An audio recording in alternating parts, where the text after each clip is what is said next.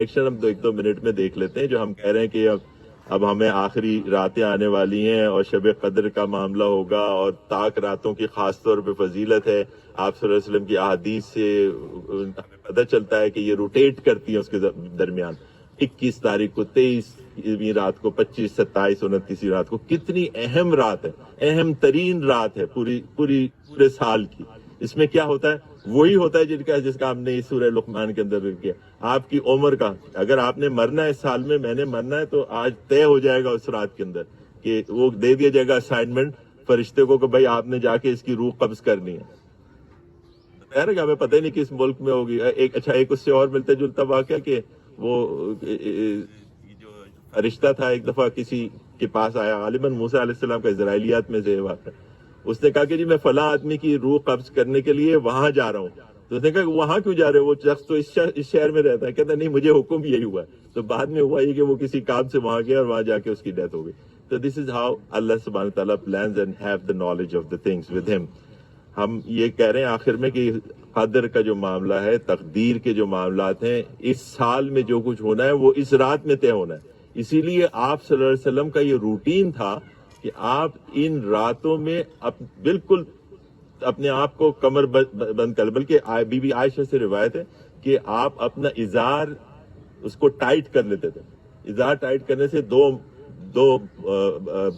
یعنی معنی اس کے نکلتے ہیں. ایک تو یہ کہ آپ چاقو چوبند ہو جائیں، تیار ہو جائیں ایک محنت کے لیے جو کہ آپ نے آگے کرنی ہے، رات جاگنے کے لیے، نمازیں پڑھنے کے لیے، تلاوت کرنے کے لیے، دعائیں مانگنے کے لیے، اور جو بھی نیکیاں کرنی ہو وہ کرنے کے لیے آپ اپنے آپ کو تیار کر لیں.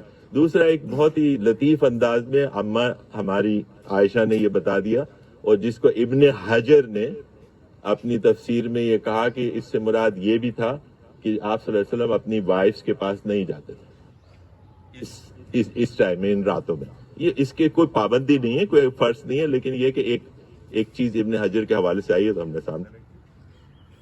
بہرحال ان راتوں میں اب آپ یہ بتائیے کہ کیا ہے. انا انزلناہ فی لیلۃ القدر، ہم نے قرآن کو نازل کیا اس رات میں، قدر والی رات میں.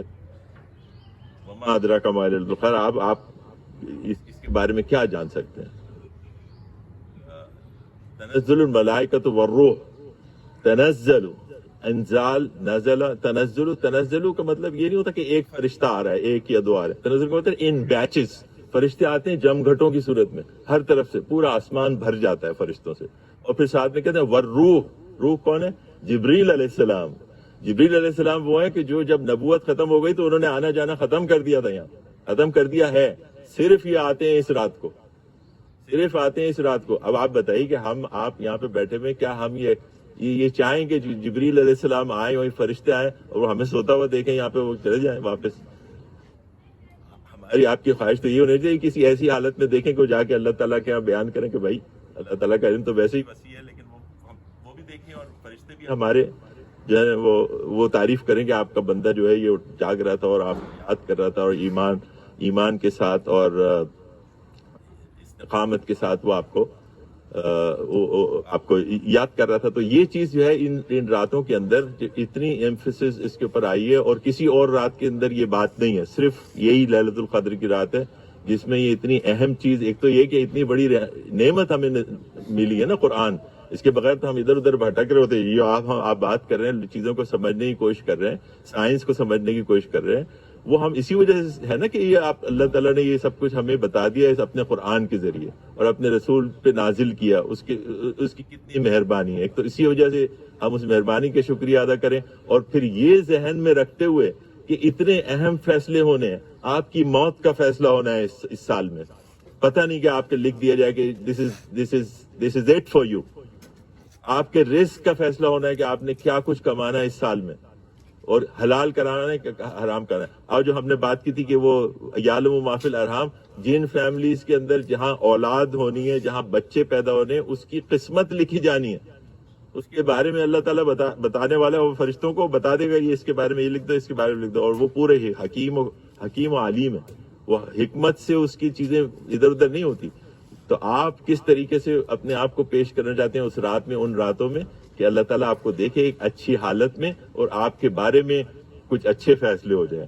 آپ کے خاندان کے بارے میں، آپ کے بچوں کے بارے میں، آپ کی نیشن کے بارے میں، آپ اس امت مسلمہ کے بارے میں جو کتنے ٹربل سے گزر رہی ہے. کیا ہم اس موقع کو استعمال نہیں کریں گے؟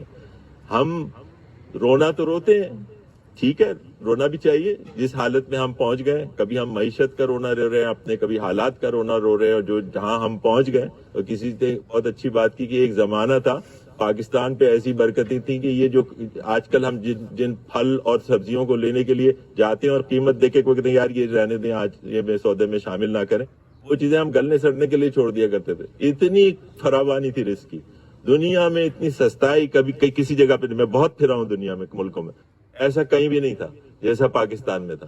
اس نے کہا اللہ تعالیٰ نے 3 چیزوں کا کہا تھا. یہاں پہ ہم اپنی بات ختم کرتے ہیں، شب قدر کی بات کہی، یہ آخری بات کر کے ہم اس کو وائنڈ اپ کرتے ہیں. 3 چیزوں کا وعدہ کیا نا اللہ تعالیٰ نے.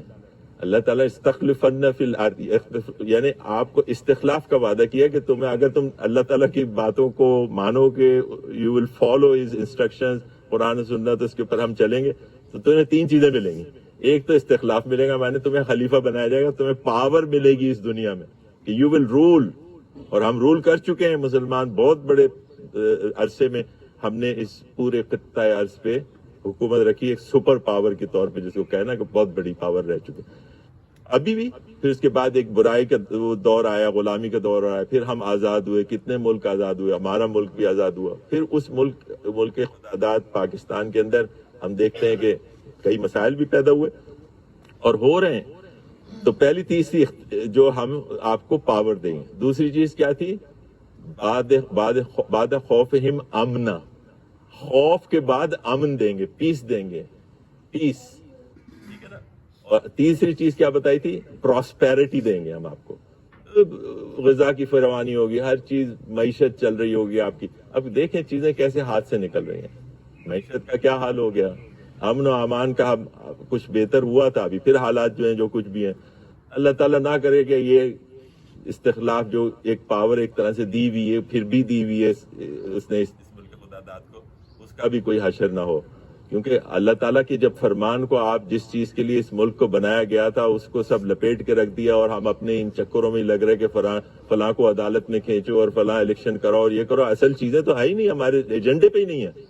تو کیا حال ہوگا ہمارا؟ اللہ تعالیٰ سے دعا کرتے ہیں کہ اللہ تعالیٰ ان پریشانیوں سے ہمیں نکالے اور ہمیں یہ توفیق دے کہ چیزوں کو اس کے پرسپیکٹو میں سمجھنے کی کوشش کریں. اس ملک کے جو معاملات ہیں اس کو بھی سمجھنے کی کوشش کریں، اور اس کی اچھائی میں ہم ان لوگوں کا ساتھ دیں جو اس کو بہتر کرنے کی کوشش کر رہے ہیں. کیونکہ یہاں پہ سارے معاملات جو ہے نا وہ کلیکٹیو ہیں. آخرت میں معاملہ ہوگا کلہم یاتی یوم القیامت فردن جائیں گے، لیکن یہاں ہم لوگ نے سب نے مل کے کام کرنا ہے. ایک آرکسٹریٹڈ کیمپین ہے اسلام کے خلاف، مسلمانوں کے خلاف. اگر آپ مل کے اس کا مقابلہ نہیں کریں گے تو آپ انڈیویجولی نہیں کر سکتے. اس لیے you find some good avenue to work in this direction. انشاءاللہ اللہ تعالیٰ ہم سب کو توفیق دے کہ اس ڈائریکشن میں بھی سوچنے کی کوشش کریں. هذا واستغفر الله لي ولكم ولسائر المؤمنين والمؤمنات. السلام علیکم. دعا کر لیتے ہیں.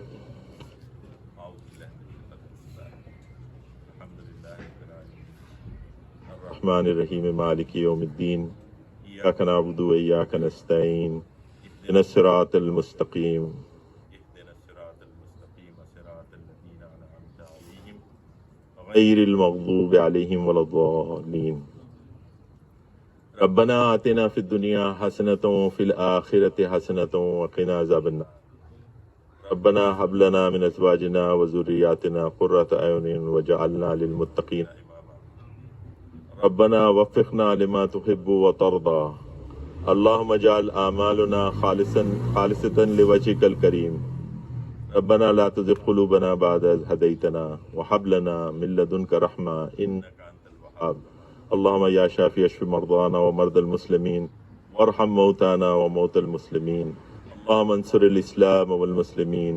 اللهم انصر إخواننا في فلسطين وفي الكشمير وكل مكان يا رب العالمين. اللهم انصر من نصر دين محمد صلى الله عليه وسلم وجعلنا منهم، واغزل من خذل دين محمد صلى الله عليه وسلم ولا تجعلنا منهم. يا حي يا قيوم برحمتك نستغيث. يا حي يا قيوم برحمتك نستغيث. يا حي يا قيوم برحمتك نستغيث. اللہ ہمارے اس ملک پاکستان پہ اپنا رحم و کرم فرما۔ اے رب العالمین، ہم بڑی پریشانیوں میں گرفتار ہو گئے ہماری اپنی خطاؤں اور اپنی لغزشوں کی بنیاد پر۔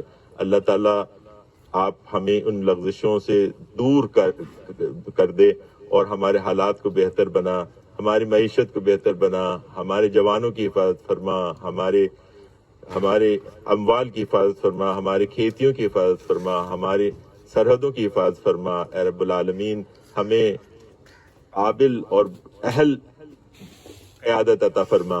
اے رب العالمین، ہمیں اہلیت والی قیادت عطا فرما، ایسی قیادت عطا فرما جو ہمیں اب تیرے راستے پہ ڈال دے۔